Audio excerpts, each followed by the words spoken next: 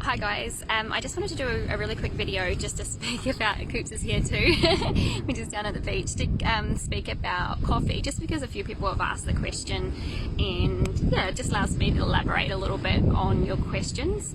So I want you to, I guess, consider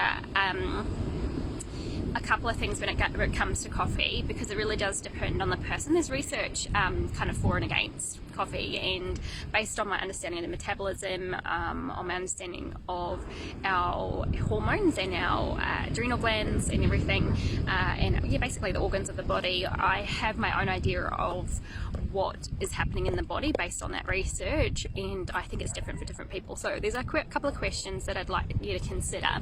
Whether you're someone who has energy when you're busy, and then when you're not busy you crash. Coops is saying hi.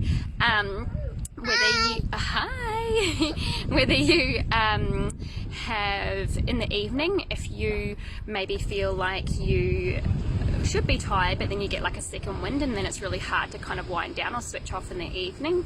Maybe you wake up about 2 a.m. in the morning, or in, I guess, a worst case scenario is you're waking up in the morning and you're feeling really fatigued but also stiff and sore. And so if you're getting these kind of symptoms, it's suggesting a bit of adrenal fatigue, and depending on the different stages of adrenal fatigue, and in that case I'd really consider coffee in this instance, is whether it's actually supporting the body or not. If these kind of things aren't relevant for you and you are able to sort of really just flow through life with a bit of ease and the body feels reasonably strong, and just also listening to your body when you have caffeine as well. So if your heart starts to race when you have caffeine, then that's suggesting an adrenal response. Usually that means shallow breath, that means pupils dilate. It's basically a fight or flight response, which shifts the body into glucose burning, which is going to spike your insulin. So you know, if you're having this first thing in the morning and you're creating almost like a fight or flight response first thing in the morning, that can really set you up for sugar burning, but also kind of into a state that is not going to support fat burning, but also healing and repair first thing in the morning as well.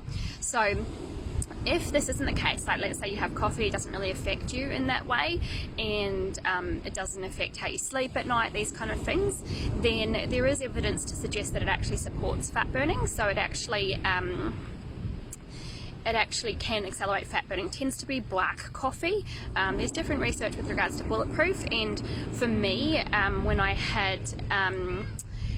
had black coffee initially, that was too much. That created an adrenal response. But when I had the fats in my coffee, like a coconut oil, if you're having dairy, then having some butter with that, these are both fat burning fats, then this actually buffered it for me, so I didn't get the same adrenal response.